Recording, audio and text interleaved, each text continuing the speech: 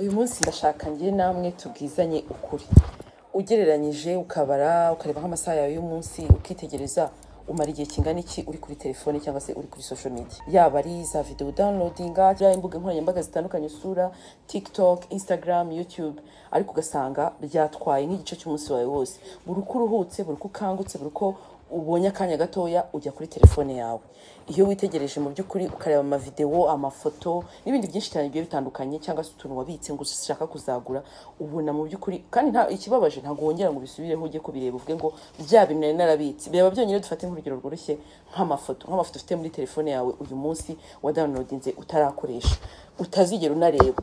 Wibaza ko ibyo bintu umwanya ubimaraho ugereranyije n'ibyo wakagombye kuba ukoramo. Mu by'ukuri urareba ugasanga hari ikintu runaka bizakugezaho, cyangwa se igihe umara uri kuri social media wibaza ngo bizamarira iki.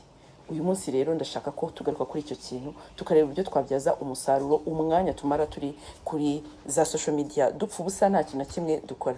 Mbahaye ikaze kuri YouTube channel, nitwa Delphine Umuhoza. Niba aribwo bwa mbere ugeze aha ngaha, ushaka kumfollowinga ku mbuga nkoranyambaga zigiye zitandukanye zanjye ukoresheje amazina yanjye, cyangwa se ugakurikira ibindi biganiro tujye tuganira. Aha ngaha rero tuganira ku bintu bigiye bitandukanye birimo ubuzima bwa buri munsi, kwiyitaho, utuntu twaduhindurira ubuzima, ikintu cyadufasha mu buzima bwacu, ariko by'umwihariko tukareba ku kigendanye n'uko twakwimprovinga cyangwa se twatera imbere. Uyu munsi rero by'umwihariko ndashaka ko tugaruka ku buryo twabyaza umusaruro umwanya wacu tuba dufite, wa wundi twita ngo wo gupfuza, wa wundi ufata uri kureba ibintu byinshi bitandukanye kuri social media yawe, ukibaza ngo ese aho kugira ngo mare umwanya ndi kuri telefoni cyangwa se mare umwanya ndi muri screen, nakora iki kindi gitandukanye, cyangwa se nabigenza gute? Ese niba wumva nawe ubwawe byaragutwaye igihe kinini ukavuga ngo ese nabirwanya gute, uyu munsi ndaza kukubwira ukuntu ushobora kubigenza kugira ngo wigobotore cyangwa se wibature umwanya munini umara kuri social media. Mbere ya byose rero ndagira ngo ubundi tubanze twibaze, kubera iki mara umwanya munini ndi kuri telefone yanjye? Kubera iki binanira kuva kuri telefone nkamara igihe ndi guscrollinga uri muri ibi ngibi ureba buri kanya nta kindi kintu na kimwe ushobora gukora? Noneho ukavuga ati ariko kuki mbyuka mbere yo kugira ikindi kintu nkora, sinywa amazi, sinsuza abantu turi kumwe, simenya niba ibintu byose biri ku murongo, sinzi imyitaraho naraye, wenda mbyutse saa yine n'umwanya wo kuruhuka, ariko nta nubwo ntekereza kuzimya itara, ahubwo ndabanza nkajya muri telefone. Kubera iki? Ikintu ugomba kumenya cya mbere nuko buriya social media ukuntu zubatse kugira ngo tumare umwanya tuziriho. Uko uyijyaho cyane, uko ubona akantu niko kagukurura ugakomeza ureba. Rero ntabwo ari ikosa ryawe, buri muntu wese byamubaho, ufite telefone utayifite, buri wese byamubaho. Banza wumve ko ari ibintu bishoboka.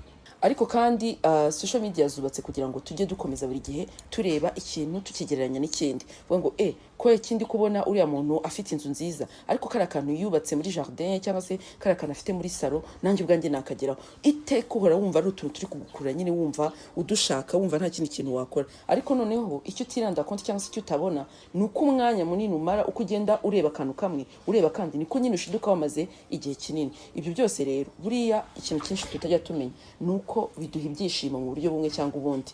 Biragushimisha, birakuruhura, wumva nyine umeze neza, wumva wishimye, ukavuga ati mbonye akantu karansekeje, nyamara umuntu ntabwo ari kunsetsa gutya, n'ibindi. Nicyo rero gikorwa kugira ngo wowe umara umwanya munini uri kuri telefone yawe, umwanya nyamara ibintu wagomba gukora by'ingenzi utabikoze. Ubaka kandi ushobora no kuba nawe uri gukurikira ino video, nyamara wari uhagaze ugiye gukoropa, cyangwa se wari uhagaze ugiye koza ibyombo, cyangwa se wari ufite akandi kazi runaka uri gukora, ariko ukavuga ngo reka nkande pause mbanze ndebe iyi video. Nyamara mu by'ukuri icyo utazi nuko ufite umwanya uhagije cyane wo kuba wareba video zigiye zitandukanye, yaba izikugira umumaro cyangwa se zazindi utekereza ko zigusetsa, n'izindi zitandukanye buriya just for fun. Ariko ubikoze mu buryo bwa nyabwo nibwo buryo bwiza bwagufasha kugira ngo ubashe gutera imbere. Ukibaza uti rero kubera iki tumara umwanya munini turi kuri telefone zacu? Icya mbere nuko biduha ibyishimo nk'uko namaze kubivuga. Icya kabiri, hari ikintu abajene b'iki gihe bita ngo FOMO cyangwa se fear of missing out. Kwa kundi wicara ukavuga ati ese nsanze hari akantu kabaye ntamenye, ese bigeze he, ese uyu muntu runaka bari barafunze bamufunguye, ese niki kintu nakaye gakoryo kabaye, nihe trend igezweho, ese abandi bakobwa b'iki gihe bari kwambara gute, abasore b'iki gihe bari kwitwara gute, runaka yaguze imodoka, uyu byagenze gute. Ugasanga buri gihe uhora uhangayikishijwe no kuba wasigara inyuma utazi amakuru abandi bagutanze imbere, nyamara mu by'ukuri ntabwo ikintu cyo cyihutirwa cyane kurusha ibyo wakagombye gukora uyu munsi. Hanyuma rero wowe ukavuga uti nyuma yaho wenda umaze amasaha angahe uri kureba kuri telefone yawe, ukiranda konti kwashize amasaha amasaha ane uri kuri telefone nta kintu urakora, ukavuga ngo ngo cyangwa se wenda ndi umunebwe. Ntabwo uri umunebwe, ahubwo icyo ubura ni umurongo ngenderwaho. Ikintu ugomba gukora rero kugira ngo wigobotore nibyo nshaka ko turebaho cyane by'umwihariko. Ndabigenza gute kugira ngo umwanya namaraga kuri telefone cyangwa kuri screen ngugabanye? Icyambere, ugomba kubanza gushyira ku murongo gahunda zawe.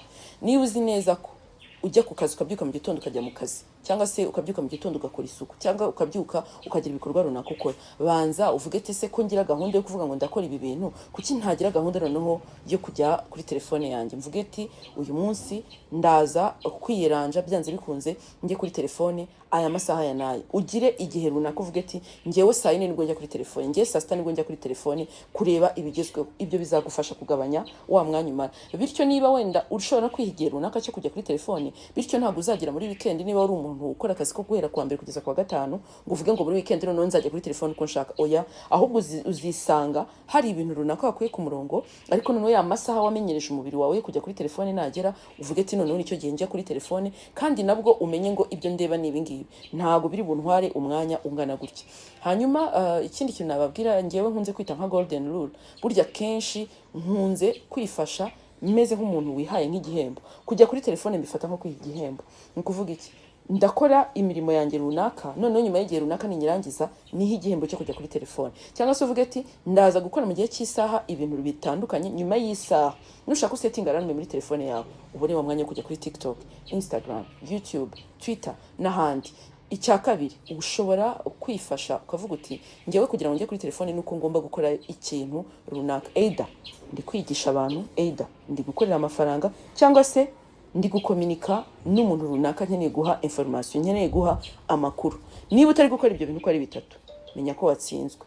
Iteka n'ujya ujya kuri telefone yawe ukabona uri muri scrolling, ukabona uri gukora ibintu runaka, ugasanga ibyo bintu bitatu nta na kimwe mu bintu ukoze kiri gusubizamo, uzamenye ko watsinzwe. Ubwo nyine uri kumara umwanya kuri social media upfa ubusa. Hanyuma hari n'ikindi kintu gikomeye, buriya akenshi nta nubwo tujya kuri telefone kuko tubishaka, ahubwo turangazwa na telefone ubwacu. Telefone ntago yifata akakanya ngo uvuge ati ngiye kuyifata. Umubiri wawe uba warawuprogramye cyangwa se warawusetinze ku buryo byanze bikunze numara umwanya udafite telefone mu ntoki cyangwa se utayirebyeho biba ari ikibazo. Uzi uko biba byaratangiye se? Burya biba byaratangiye ku kantu gato cyane telefone irakwihamagarira. Gute? Umuntu ashobora kuguhamagara kuri telefone, wajya kumwitaba ukahita ujya kureba wasanga runaka yanyandikiye natsinzwe, icyo kikaba kivuyeho. Cyangwa se ukicara ukabona notification kuri telefone yawe, message iraje runaka byagenze uko nguko, ukahita ujya kureba ese naga kikabaye kuki mbonye notification kuri telefone yawe. Icyo ugomba gukora rero aha ngaha ni ukugabanya first of all notification kuri telefone yawe. Niba uzi neza ko urangazwa gusa nuko telefone isonye, gerageza ugabanye umwanya ikomeze kwibutsa ibintu runaka utarebye. Ni message bakoherereje, ni Instagram popinze, ni Twitter, ni Snapchat, ni TikTok, ibyo byose bikureho, noneho ujya kubireba ari uko wowe bisanze, apana ari uko wowe biguhamagara. Ikindi kintu ugomba kumenyera nuko buriya akenshi ntago akamenyero ko kujya kuri telefone no kuguma kuri social media umwanya munini ntago gatangira gusa ari uko umuntu yicaye mu kazi cyangwa se yabaye bored. Oya, ntago ari uko wabaye bored gusa, bitangira ukibyuka. Banza witoze mu gitondo ukibyuka, ntuhite ujya kuri telefone yawe. Ukibyuka shaka ikindi kintu ukora, wihuze, ubyuke, usase, ukorope cyangwa se woge, ukora utundi tuntu dutandukanye. Ese kubera icyo utabyuka mu gitondo ngo unywe amazi, icyo utabyuka mu gitondo ngo ushaka akantu urya niba ushonje, cyangwa se usuhuza abantu umenye uko bimeze. Numara gukora ibyo byose ubone kujya muri cya kintu cyitwa telefone yawe. Burya nutangira gutyo umubiri wawe ntabwo uzamenyera iteka ko iyo ukangutse uhita ujya muri telefone. Kuvuga ngo ikintu umenyereje umubiri ugikanguka ni nacyo umenyera, nicyo wirirwamo, nicyo wirirwa utekereza. Bivuze iki? Bivuze ngo nakazi kawe ni wowe ugomba kwiyemeza ukavuga ngo ngiye kwiha exercise cyangwa se niha umwitozo, nkibyuka ntabwo nzajya kuri telefone. Byuze wiha iminota 30 uvuge ngo mbere yo kugira ikindi kintu nkora nkibyuka ndabanza mfata iminota 30 nkora ibindi bintu bitandukanye mbone kujya kuri telefone. Ibyo nabyo bizagufasha kugabanya wa mwanya umara uri kuri telefone. Ikindi, hari akamenyera abantu benshi basigaye bafite muri iki gihe, aho usanga abantu basokanye n'inshuti zabo, ugasanga asokanye na fiancé na sheri wawe n'umuvandimwe n'inshuti mu kazi, ahantu hose iteka ugasanga abantu ntago bakiganira. Telefone niyo yahinduye ubuzima bwacu. Uhora tumeze dutya, uri mu scrolling ushakisha amakuru umenya ngo byagenze bite, cyangwa se kugira ngo ubone icyo uganiriza inshuti yawe nuko ubanza kureba muri telefone, cyangwa se ugasanga wanabitse utuntu muri telefone yawe kugira ngo uzabone icyo ubwira umuntu mwasohokanye cyangwa se muri kumwe mwicaranye. Banza wige kwitoza kongera kuganiriza umuntu utarebye kuri telefone yawe. Ni ingenzi cyane.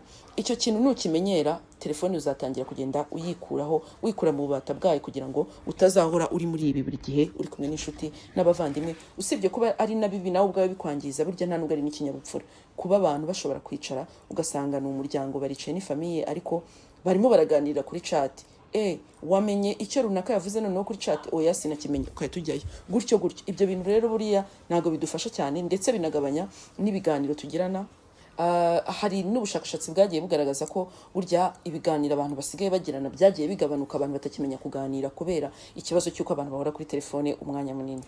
Icyo nsoreza rero kugira ngo tubashe kwikura mu bubata bwo guhora kuri telefone buri munsi, nakubwira uyu munsi nuko buriya nta kintu na kimwe umuntu akora atapanze, utagize plan, utari strategic ngo uvuge ngo iki kintu niba koko niyemeje uyu munsi kuba ntamara umwanya munini ndi kuri telefone mfubusa ntacyo nkora. Ihereze gahunda, uvuge ati ngiye kwiyemeza.